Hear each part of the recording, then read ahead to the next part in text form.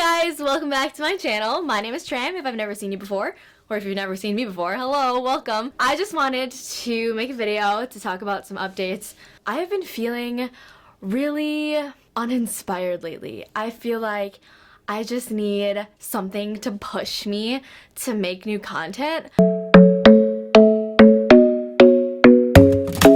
This video is going to be about how to stay motivated when you don't feel motivated, and the best way that I can come up with to tell you guys how to stay motivated is through examples of my own life. This video is going to be a recap of all the times where I felt like I was going to give up, and I promise you it'll probably be more times than I would like to admit, but I guess I'm gonna admit it. So the first time I can ever recall giving up after weightlifting was the first day. The very first day I ever picked up a barbell. It wasn't even a barbell. I remember it was Jim White, and he was teaching me how to snatch, and I was just using a PVC pipe, and he had me in like this motion, like a scarecrow. I look kind of like off, like one of my shoulders is higher than the other. Anyway, he had me in a scarecrow motion like this with just a barbell, like talking about the turnover and the snatch or something. And my upper body was so weak 2 years ago and some change that holding a PVC pipe in this motion ached my body. I was sore for like days after that.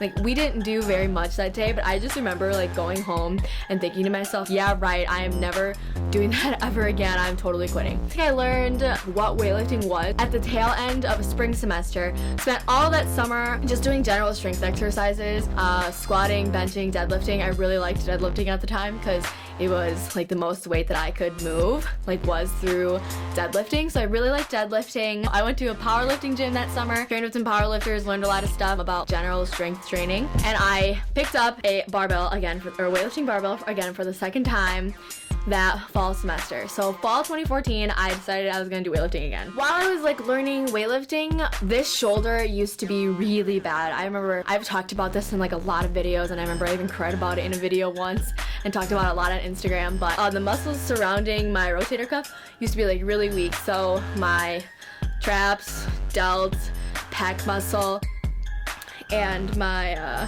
I can't remember what the muscles are called that are right in between my scaps, or used to be like really weak. But compared to the average person before, like my shoulder, both shoulders I guess, but this shoulder more so than the other one, was really weak. And so every couple months or so, for about, I don't know, like 13 to 14 months, every couple months my shoulder would subluxate when there would be heavy weight overhead. Basically what would happen would be I would catch something and my shoulder would literally like pop out of place, and then my arm would cave, and then it would go numb, and it would hurt really bad for the next couple days, and then it would put me behind a couple months on training. It would just be like this endless vicious cycle. Every time it happened, it hurt so bad. I remember I would cry, I would go home, I would ice. Everything I tried wasn't working. I wasn't trying very many things at the time. I would go to PT like sometimes for a couple months, and then I would like stop doing the exercises because I wouldn't see that they were working right away. I remember January of 2016, so a year ago, I decided that I was going to make a change. I had bombed out of a weightlifting meet in 2015 in the summer, and I bruised my tailbone that meet. My shoulder kept popping out. Like, I would be so afraid to jerk heavy. I would be so afraid to jerk heavy because my shoulder would always pop out. So what is the point of jerking heavy? I'd be afraid to go under heavy snatches. I was just like so fed up with it. So last year in January, I started to commit to go to therapy very often. I started off going to physical therapy 3 times a week for about an hour every time. So 3 hours a week I was going to therapy until about like March or April. I stopped going as often because we had the state meet. So the Wisconsin state meet was last year in April, and I remember I was super scared of that meet because I didn't know how well I was gonna do. I had come off of the meet before that was the Bruce City meet in December, and I went 4 for 6. It was my first time going 3 for 3 in snatch. I only hit one of my clean and jerks, which was my opener, and because I couldn't jerk, my like upper body was like so weak that I couldn't like stabilize weight overhead. Like, first of all, it was a miracle that it even made up here and like stood here. My delts weren't strong enough to hold it there.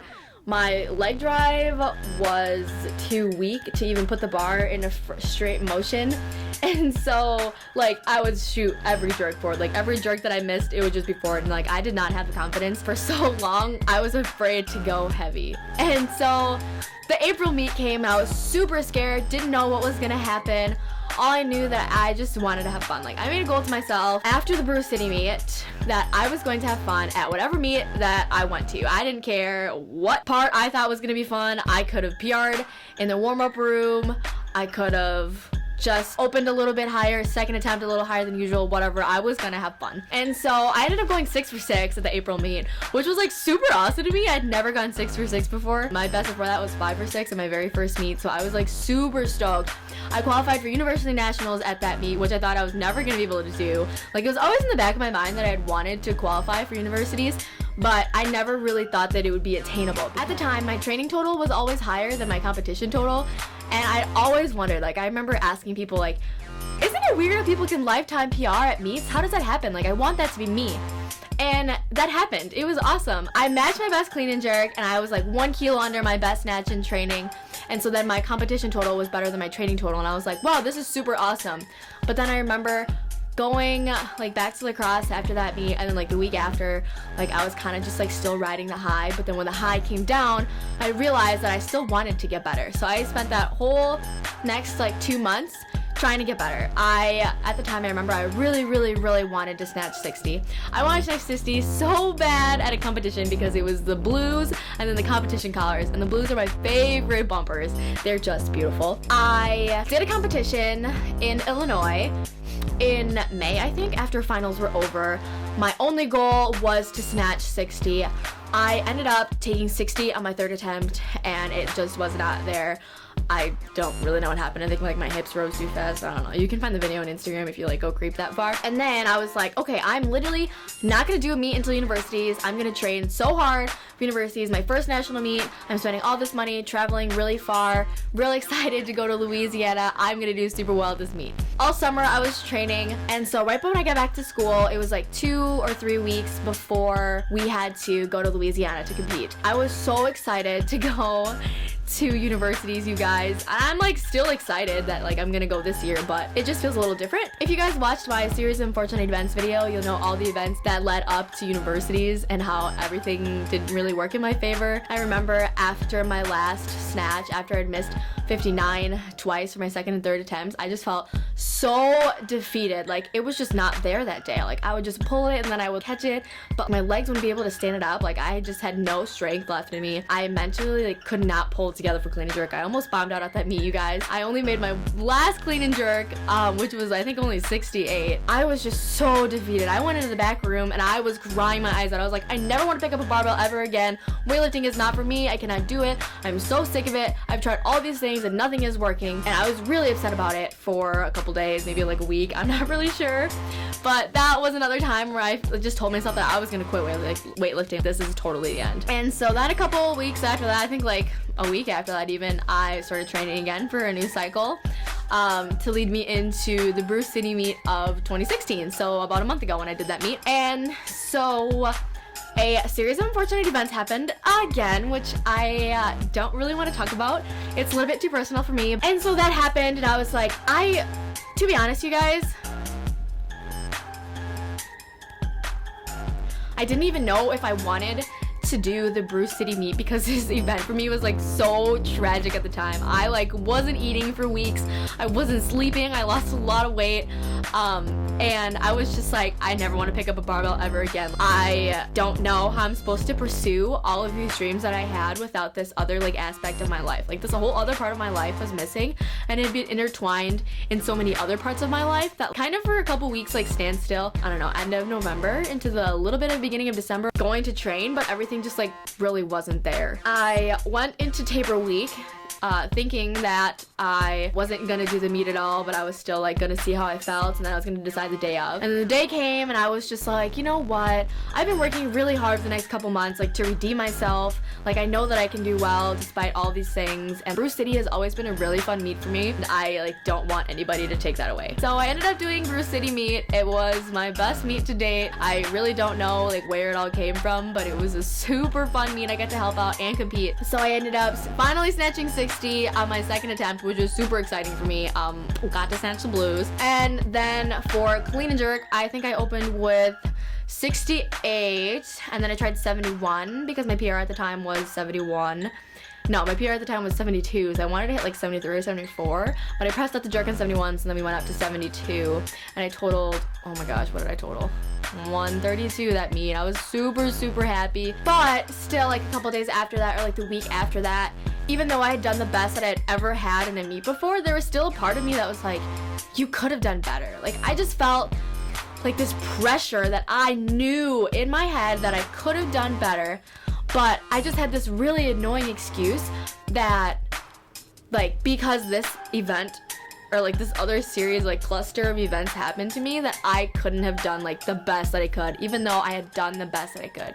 You know what I mean? Does that really make sense? I hope it makes sense. Let me know if it makes sense. I saw Coach Joe from Performance One in Mesa, Arizona, and I asked him if he could be my coach. I trained there for a couple weeks over winter break, and it was awesome, you guys. I didn't vlog at all because literally all I was doing was eating, training, napping, eating, sleeping, and it was amazing to just like take a step back from everything and just like try to find myself again and figure out who I am and like what I want in life and how I can influence people and like how I want the relationships around me to like form and grow and blossom and how I want to make other people feel. Like, it just took a couple weeks for me to just recharge my battery, and hopefully now I'll be a better me and I will make better content.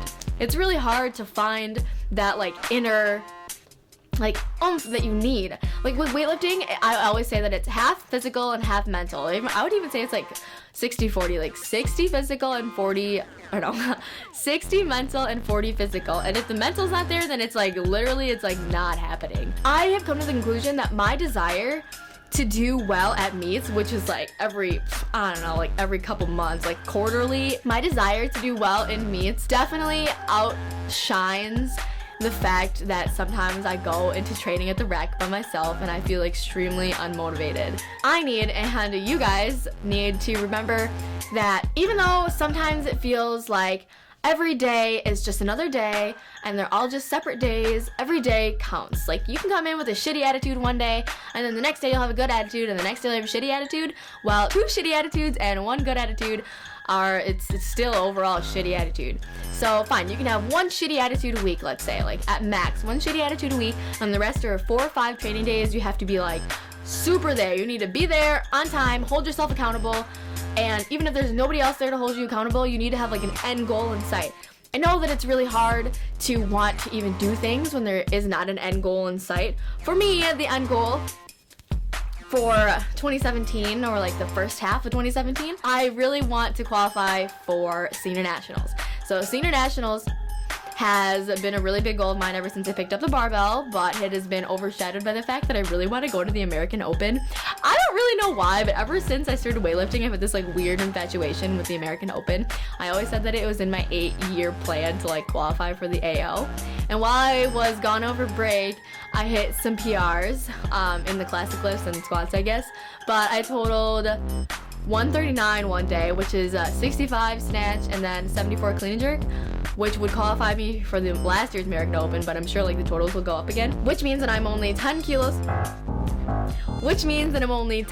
away from qualifying for senior nationals, and the last time to last like day to qualify, I think, is the 3rd weekend of April. So that is literally what is like keeping me like chugging along. I have taken some kind of big sacrifices in Tram land, as in not looking at my phone and like putting my phone in the back room during training sessions in order to like focus more.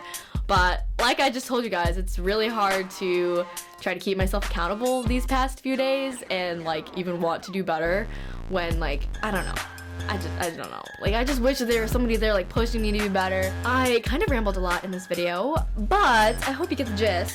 The gist, or the whole, in conclusion, I would say that this video, if you will take anything away, if you're even still watching, would be that even though you feel like you're gonna give up a lot of times with a lot of things, my example was just weightlifting, there's always something that will keep you like going back.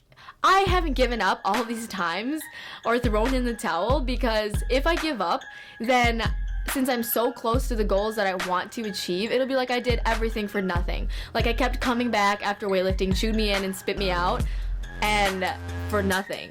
So I just have to keep going until you accomplish goals. But the best part about goal setting for me is that every time I set a new goal and then I come close to setting it, I always set a new goal and a new goal and a new goal, and there will always be a new goal to set. When you remember that your battle is only with yourself and that you can always be a better person, life will just be better that way. There's always a better version of you, and there's always a better version of me. And I hope part of my story explained why I've been so absent from YouTube lately and why I totally ditched out on Vlogmas. There will be definitely more videos coming soon. Thank you for watching. If you enjoyed my stories, please give this video a thumbs up. Bye!